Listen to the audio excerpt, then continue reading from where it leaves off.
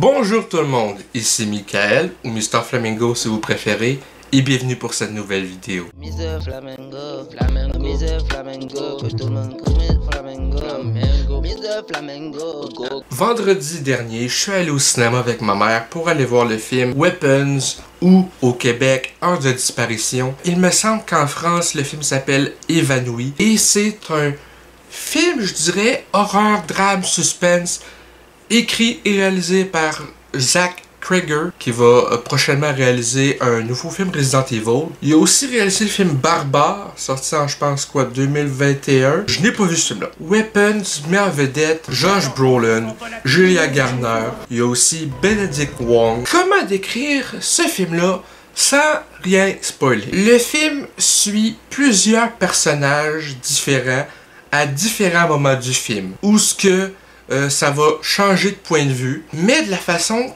que c'est fait dans ce film-ci, c'est que lorsqu'un acte finit avec un personnage et qu'un nouvel acte commence en suivant un autre personnage, l'écran vire au noir et t'as le prénom du personnage à l'écran, pour montrer que ça change de point de vue. Donc, je reviens à comment décrire ce film sans rien divulguer d'important. C'est un film où ce que, en pleine nuit, à 2h17 du matin, 17 enfants sur 18 d'une classe d'école, géré par le personnage de Julia Garner, ils se lèvent, ils partent de chez eux et ne sont pas revus. Comme c'est pratiquement tous les élèves d'une classe, une seule classe, qui sont partis en pleine nuit, sans raison apparente, on peut deviner que le personnage de Julia Garner va être soupçonné, étant donné que c'est quand même 17 élèves de sa classe sur les 18. Je trouve que c'est une histoire vraiment intrigante, haletante, palpitante, où ce que justement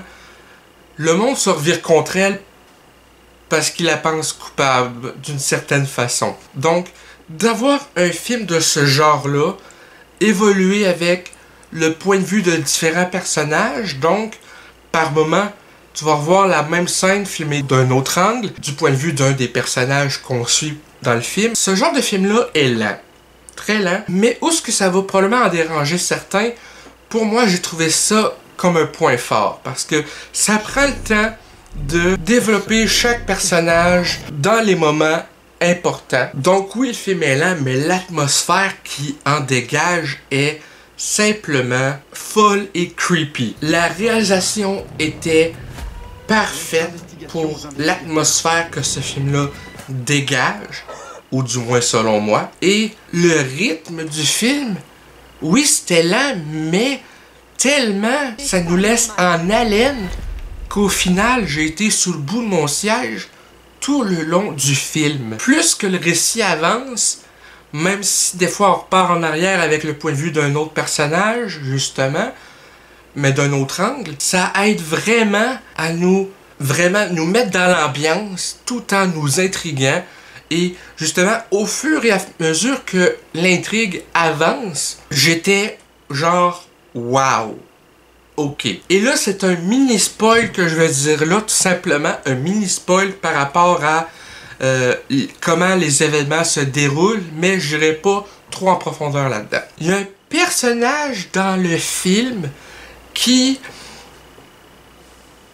pour une raison quelconque, utilise une sorte de magie noire pour faire en sorte que les événements du film se déroulent. Donc, par exemple, les enfants, ces affaires-là.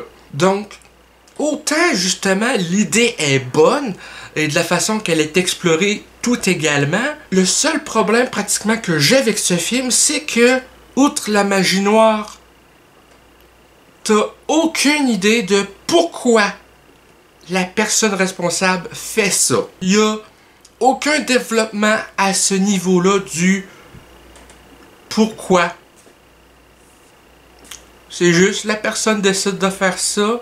Est-ce que ça lui donne des bénéfices quelconques? J'ai pas vraiment trouvé que c'était exploité. En même temps, justement, c'est peut-être en même temps une faiblesse et une force au film où ce que, par exemple, dans les Halloween, avant l'idée de Laurie Strode et la sœur de Michael dans plusieurs films, avant ça, l'idée était simplement encore plus creepy, où ce que t'avais aucune idée de la motivation de Michael Myers.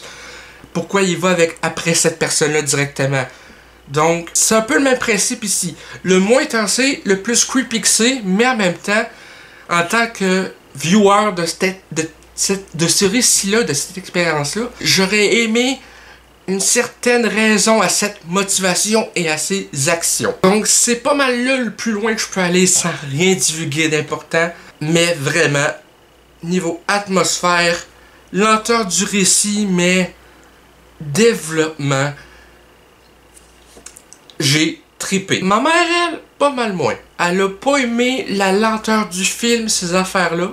Je la blâme pas, il y en a plusieurs qui risquent d'être turn off par cet aspect-là de lenteur scénaristique pour prioriser l'ambiance et le malaise, si je peux dire, parce que veut pas, c'est pareil justement aussi là-dedans, mis en plan, bon, pas mal moins, les parents des élèves disparus qui aussi se posent énormément de questions, veut pas. Donc autant beaucoup vont peut-être trouver justement le récit lent ou simplement chiant.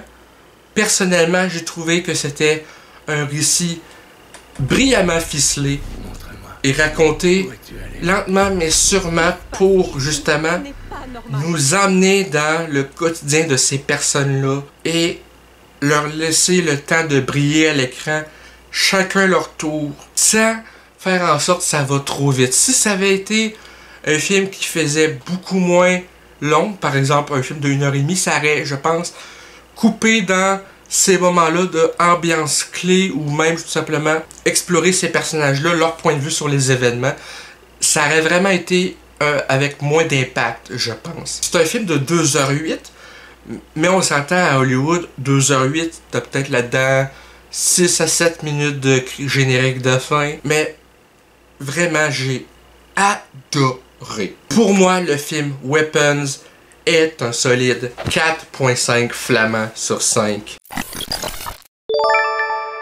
Si vous aimez les films à suspense ou horreur lents, qui prennent leur temps et qui vont pas trop vite et qui se relient pas forcément en jumpscare pour être creepy, je pense que ce film-là va être pour vous. Mais si vous êtes le genre de personne qui préfère un film d'horreur plus rapide puis qui se relie davantage dans les jumpscares que dans l'écriture bien ficelée, à ce moment-là, je vous conseille de passer votre tour parce que ce ne sera pas le film pour vous. Donc, ça va être pas mal ça pour cette vidéo critique de Heure de disparition. J'espère que ça vous a plu. Si c'est le cas, n'hésitez pas à me le dire dans les commentaires, à laisser un petit like, ça fait toujours plaisir, et un abonnement à ma chaîne pour ne rien rater de mes prochaines vidéos. Sur ce, c'était Michael et je vous dis à la prochaine. Peace and love.